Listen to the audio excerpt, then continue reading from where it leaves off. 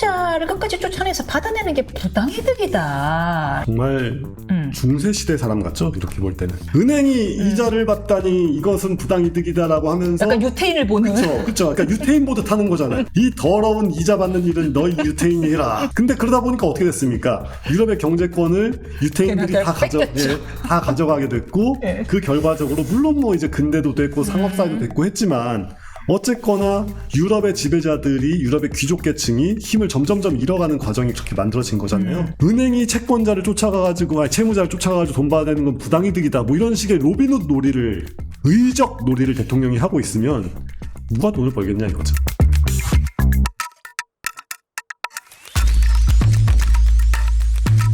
이 비탄감 얘기가 나와서요. 예. 저번에는 상당히 뭐 호의적으로 말씀을 주셨는데 그 여전히 비판의 목소리가 높습니다. 첫 번째는 뭐냐 하면은 아니 이거를 그래 나라에 돈이 많으면요 오케이.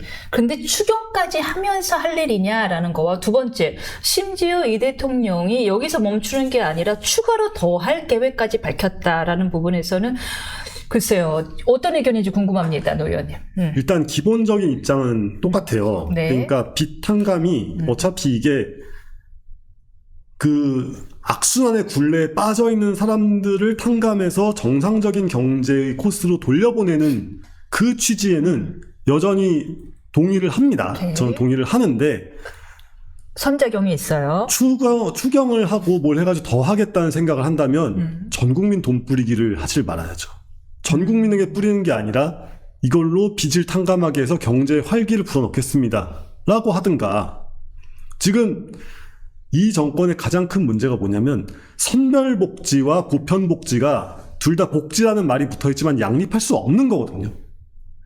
완전히 다른 세계관의 산물이에요. 선별복지와 보편복지는.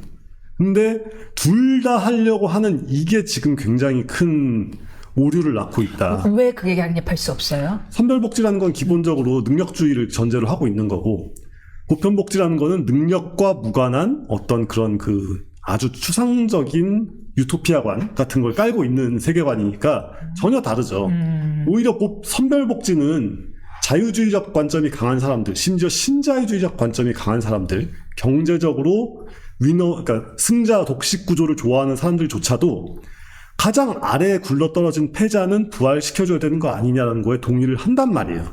그런 사람들이 나와가지고 다시 한번 시장에 복귀를 해가지고 어쩌다 보니까 이제 잘 성장을 해서 그래가지고 다시 경쟁자가 되고 다시 경제의 훌륭한 일원이 될 수 있으니까요. 근데 그게 아니라 보편복지는 그냥 전반적으로 사회적으로 경제적으로 경쟁 자체를 좀 죄악시하고 경쟁의 활기를 떨어뜨리자라는 방향이기 때문에 두 개가 완전 다른 얘기예요. 요즘 20, 30대는 경쟁을 가장 공정한 걸로 받아들이더라고요. 그렇죠. 이것도 사실 8, 90년대 옛날 꼰대 잡아서 그거 아니에요? 예, 그렇죠. 그거는 정말 이렇게 우리의 소원은 통일 같은 거 이렇게 막 노래 부르면서 이렇게 하실 수 있었던.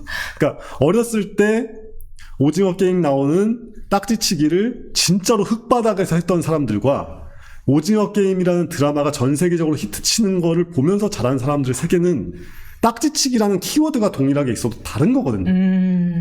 그러니까 지금 젊은이들에게 딱지치기라는 거는 승자승 그리고 더 나아가서 내가 뭘 잘하면은 글로벌한 시장에서 먹힐 수 있는 사람이 되겠다라는 어떤 그런 아이템으로 느껴지는 거고 586 세대에게 딱지치기라는 거는 진짜 막 무슨 그 종이 한 장 귀한 그런 시절에 뭐 그 정도까지는 아니었지만 종이도 그렇게 흔치도 않았고 뭐 우유 꽉 눌러가지고 뭐 하고 막 이럴 정도의 그 구질구질했던 시절에 그때가 행복했는데 뒷골목에서 다 같이 재밌게 그렇죠. 놀던 그렇죠. 다 같이 재밌게 놀고 이런 까까머리는 애들 친구들 아니 갑자기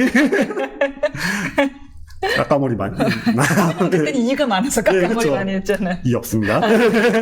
아무튼 그런 식이에요. 그러니까 전혀 다른 세계관을 가지고 있다는 거를 이해를 하고 인정을 해야 되는데 인정을 전혀 못하고 있잖아요. 그러니까 추가로 만약에 대통령이 추가로 채무 탕감을 해줄 생각이다 라고 한다면 그 방향의 취지를 강하게 강조를 하고 이게 모럴 해저드를 낳기 위한 게 아니라 오히려 한국 사회를 건강하게 하기 위해서 부항을 뜨는 것이다. 부항 뜨는 이렇게 혈액순환이 잘 되라고 부항을 뜨는 거다. 뭐 이런 식으로라도 얘기를 할 수 있을 거 아니에요. 근데 그런 차원으로 얘기를 하는, 그러니까 묵은 피를 빼서 새 피가 나오게 하려는 거다. 이렇게. 비록 보기에는 흉할 수 있고 아플 수도 있지만 국민 여러분의 양해를 구합니다. 이렇게 나오면 이해가 가네요. 저는 정말 박수치고 환영했을 네. 겁니다. 근데 그게 아니라 엄연한 선별복지, 약간 말하자면 시혜성이잖아요. 시혜성 선별복지를 하면서 이것이 보편복지가 될 수 있을 것 같은 레토릭을 구사를 하는 게 진짜 문제죠. 이게 그러면 사람들이 제일 우려하는 게 이제 누가 열심히 일해서 빚을 갚겠냐 뭐 이런 얘기잖아요. 근데 그 누구도 자기가 원해가지고 신불자가 되는 사람은 없단 말이에요. 근데 문제는 이렇게 무조건적 보편복지의 레토릭 하에 굉장히 시혜적인 선별복지가 들어가기 시작하면 마치 이제 많이 스타이신 오은영 박사님이 애들한테 룰이 명백하고 단호해야 된다. 이 얘기 많이 하시잖아요. 그러니까 아이들이 왜 망가지냐? 아빠가 제시하는 규칙이 단호하고 명백하지 않으니까 내가 좀만 때를 쓰면 내가 원하는 방향대로 결과를 얻을 수 있을 것 같고, 그러니까 더 때를 쓰고, 근데 그러다가 부모가 감정적으로 대응하고, 근데 감정적으로 대응하다가 또 밀려지고, 뭐 이런 거 아니에요? 사람들이 걱정하는 것도 그거고. 지금 그 길로 가고 있는 겁니다. 이 발언이 문제예요. 지금 말씀하신 것처럼 어혈을 빼는 겁니다. 라고 한다면야 이해할 만한데, 이게 문제가 뭐냐면 은행이 채무자를 끝까지 쫓아내서 받아내는 게 부당이득이다라는 표현을 했거든요. 일단 부당이라는 표현이 적절하냐에 이어서 다시 한번 그때 말씀하신 한 명만 희생하면 돼가 연상이 되는 거예요. 네. 은행의 희생을 요구하는 거 아니냐. 은행은 그렇죠. 사실 그것도 할인해서 받은 채권이기 때문에 그것도 이익이라고 볼 수도 없는데 이자를 받아내는 걸 부당이득이라고 이걸 표현할 수가 있는가. 정말 중세시대 사람 같죠? 이렇게 볼 때는. 아니 중세에서 은행이 이자를 받다니 이것은 부당이득이다라고 하면서 약간 유태인을 보는. 그쵸. 그러니까 유태인 보듯 하는 거잖아요. 이 더러운 이자 받는 일은 너희 유태인이 해라. 뭐 이런. 근데 그러다 보니까 어떻게 됐습니까? 유럽의 경제권을 유태인들이 다 가져가게 됐고, 그 결과적으로 물론 뭐 이제 근대도 됐고 상업사회도 됐고 했지만, 어쨌거나 유럽의 지배자들이, 유럽의 귀족 계층이 힘을 점점점 잃어가는 과정이 그렇게 만들어진 거잖아요.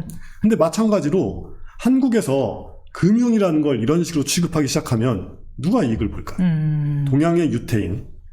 동양의 유태인이라고 흔히들 불리는, 그러니까 화교들을 흔히 그렇게 칭하죠. 그러니까 물론 한국에서는 화교의 경제력이 거의 없는 편에 가깝지만 외국계 자본한테 문을 열어주는 결과가 초래될 수 있죠. 왜냐하면은 물론 지금은 한 10 몇 년 전에 이제 HSBC가 개인 금융도 하다가 철회하고 했지만, 한국이 점점 이제 그러니까 경제 규모가 있고 하니까 금융시장에 대한 요구가 더 있을 거 아니에요. 근데 이럴 때 국내 은행들은 이 부당이득을 노리는 놈들아 뭐 이러면서 막 혼을 낼 수 있지만, 외국계 기업한테 함부로 그럴 수 없을 때 경쟁에서 불리해지는 거죠. 되게 중요한 이야기를 해줬는데요. 지금 우리나라가 워낙에 금융권에 대한 그립감이 강하다 보니까요. 금융회사들이 내는 돈 가지고 금감원을 만들었는데 그 금감원은 이제 목을 쥐잖아요. 그러다 보니까 지금 정확한 말씀을 주셔야 돼요. 글로벌 경쟁력이 떨어져요. 형편없죠. 할 수 있는 게 몇 개 없어요. 전자상거래 분야도 마찬가지잖아요. 그러니까 전자상거래뿐만이 아니라 이제 유통업 분야에서 국내 유통업계를 가지고 얼마나 불들 볶습니까? 뭐 재래시장을 위해서 니네는 뭐 망해도 싸고 막 그런 식으로 막 몰아붙이잖아요. 홈플러스 망해도 되고 막 이런 식으로 몰아붙이잖아요. 근데 그 결과 어떻게 되고 있습니까? 점점 시장 지분을 누가 가져가고 있냐고요. 쿠팡이 가져가고 있지만, 쿠팡은 한국 기업이지만 미국에 상장돼 있고, 그 자본은 손정의 일본계 자본과 기타 등등이 많이 섞여 있고, 그러니까 글로벌 기업이죠. 그러니까 해외 글로벌 기업이라고 봐도 무방하단 말이에요. 어떤 면에서는 쿠팡이 한국 걸 다 가져가고 있고, 그 쿠팡은 심지어 지금 중국계 유통업체들하고 알리테무랑 싸우게 됐는데, 이런 상황에서 어쨌건 유통업이라는 게 유통업에서 줄 수 있는 가장 아름다운 경험은 사람을 직접 만나가지고 이제 그 물건을 사고 팔고 뭐 이렇게 직접 시식도 먹어보고 막 이런 것들은 외국계 기업들이 함부로 할 수가 없잖아요. 이런 역량을 지킬 수 있는 여지라도 주냐.